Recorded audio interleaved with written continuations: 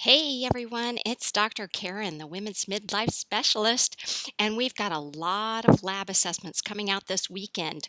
You know, I don't usually post a lot on weekends, but this weekend is going to be a special weekend because we've got a lot of labs to do, so be watching out. I'm going to be flooding you with labs this weekend. Okay, now how about this lovely lady? She's 60 years old. We're going to call her NB. She's postmenopausal and she's not on any bioidentical hormone replacement at this time. So we know she's probably been for quite a while without hormones. I don't know, but she is 60, so she's probably been in menopause for a while. And look at this poor little sweetheart. She is low in everything. She did a saliva hormone trio, which shows us our estrogen, our estradiol, which is E2, progesterone, gives us the ratio of progesterone to estrogen, and testosterone. Okay, so we can kind of figure out what DHEA is with NB based on what we see here. And this little gal, poor thing, look, she's so low in estradiol that it's really not even measurable. And look how low the progesterone is. So therefore, you can't get a ratio if you're dividing anything by zero. So progesterone 7 divided by less than zero point 0.5, which is basically ZRT's answer of how much they found. Basically, it was so low, it was unmeasurable. So let's look at it. And then, of course, testosterone is low too. Not a big surprise. This is a tiny little gal. Look, she's only BMI of 20. So she's small. She probably is very careful with her diet, and she is probably feeling good in the sense that her size is not problematic for her. But look, she obviously feels depleted in hormones, and she felt pretty confident to just look at hormones only. So when we look at her uh, charts, these graphs here, here she is for a 60-year-old, even though all of us at age 60 are way down here between uh, this yellow dotted line and this red dotted line. This is where the general average 60-year-old is. She's even below that, likely because she is thin. So remember, after menopause, we produce estrone from our fat cells. And since she is thinner, she's got a lower BMI than the average woman, she's producing less estrone. Therefore, estrone can convert to estradiol. So she's even lower than average. Now, I will tell you, this is very similar to what I look like if I don't have bioidentical hormone replacement on board. But this is also very similar to what you would look like if you had your ovaries removed. So she's really pretty depleted, progesterone as well, and testosterone as well. Okay, so let's look at what her symptoms seem to indicate. And so she's got some hot flashes that she considers moderate vaginal dryness, sleep disturbed. And what I want to show you with these three, the reason I've blocked them is these three are very indicative or signs of estrogen and progesterone deficiency, very specific. Then I love to look at how people rank their stress level. She has nothing in the severe category, so she's a tough woman. And we've got stress rated as moderate. I don't know any woman really that doesn't have any stress, but some of us don't rank our stress as high.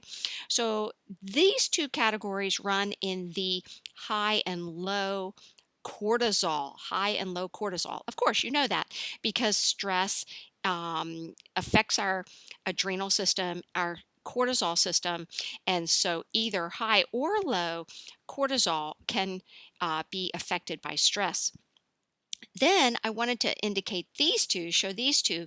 She's also nervous and has some anxiety.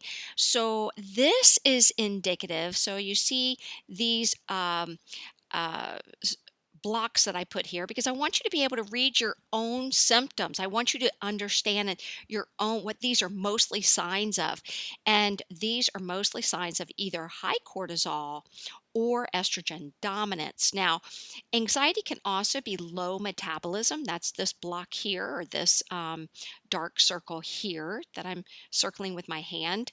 But mostly either estrogen dominance, which is a low progesterone, and a high cortisol. Okay, so she may not have high cortisol, but with being depleted, and we don't really know because she did the hormone trio. And also remember, in our saliva profile 1, we only get the morning cortisol. We don't get a 4-point cortisol. Even though they send you 4 tubes, you're only doing 1 tube, that first morning tube. They send you those 4 tubes because it's easier, I think, for them just to keep the kits all the same. It's a little confusing, I must admit, but basically, we get the morning cortisol. So we don't know what's happening later on in the day. So that's why I love to look at symptoms primarily. Okay, and she does have some rapid heartbeat, which is indicative of a low progesterone, which is also called estrogen dominance. Now, she's not estrogen dominant because she doesn't even have any estrogen, basically. All right, so when you look at all of this as a grouping, you can see exactly that. She's got symptoms of both. This one's low and high cortisol, low and high cortisol being the top two. Now, is it the chicken or the egg? Is that low and high cortisol an effect? Is it caused by the depletion of her sex hormones? Mostly commonly at this time, at this stage, when you see these low hormones like that, almost always this is the case. If you replace your hormones early enough, you can sail through these things and manage the stress in your life a much better. Now, she also has signs and symptoms of low androgens, which we know she's got a significantly low testosterone. And we can suspect that DHEA is low as well. And DHEA supports testosterone, helps increase testosterone, as well as the immune function and energy levels. I believe she had a low energy in the afternoon. Yes, right here. Evening fatigue right here is moderate as well.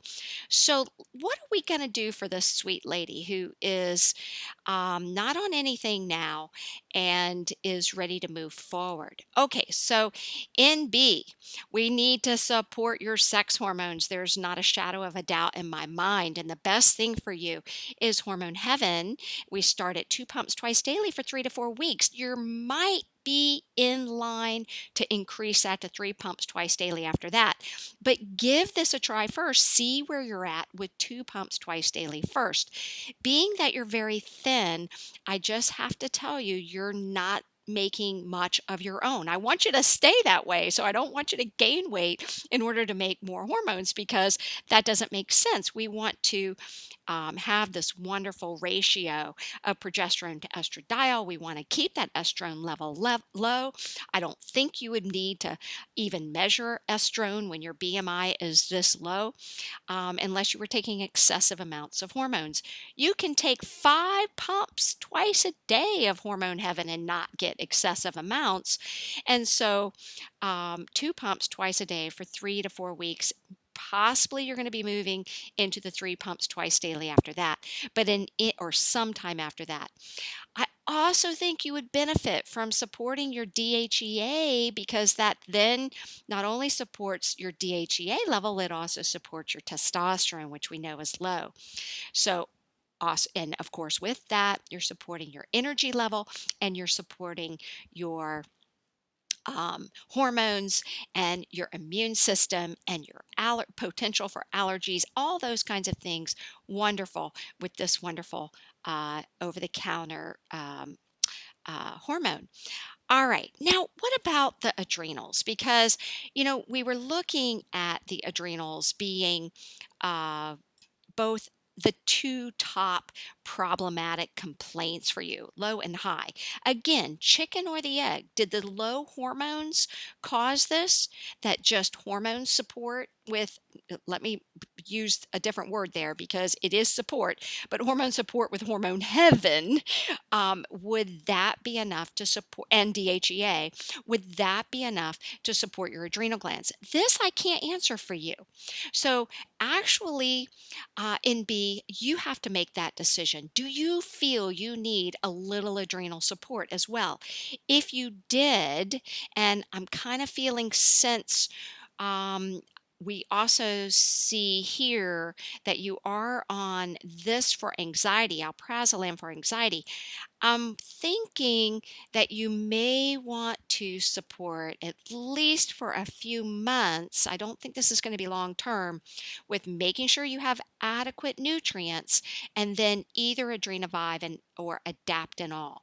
Okay, so I hope that makes sense to you.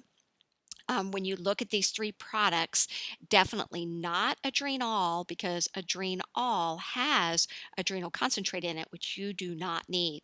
But Adrenavive for someone who has some anxiety and some nervousness is excellent with adaptogenic herbs for your uh, um, adrenal glands and the stress in your life. Adaptanol, which has most of the same adaptogens, but it also has the nutrients that your body needs. So if you're a small eater, okay, like if you're a small eater because you're a small little gal, then you want to always, everyone should really support themselves with nutrients, additional nutrients. There's just no way we can get all the nutrients. I don't care what they say. I don't care what a conventional doctor says. It's just absolutely impossible. I have measured it out a million different ways, and there's no way to get adequate nutrition with your food. So you need to choose a good multi-nutrient source of vitamin and mineral.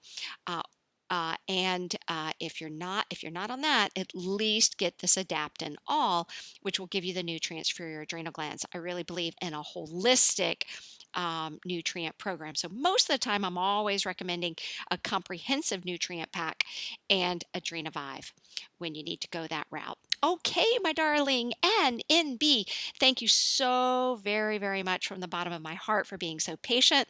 And I am about to just throw out a whole bunch of labs assessments. So hang in there this weekend. We got a whole bunch of them coming your way, and still will be putting them up Monday through Friday, only one a day. And uh, by the way, don't forget, give me a thumbs up. Tell me you like what I'm doing here because I don't know if I'll ever do it again. So if you like it, you have to let me know you like it. And I'm not talking about just you guys who did labs and you guys who are waiting for your videos. I mean, I expect it from you guys. And if you don't do it, that's not nice. So you want to be good and give me a thumbs up, share this with your friends, subscribe to my YouTube channel. And if you haven't ordered labs and are waiting for yours, then how do you know you won't want me to do yours in the future? You may very well. So if you want me to, you better let me know because I might not do it again. Okay. All right, guys. Thanks a lot. Have a wonderful day. Bye bye.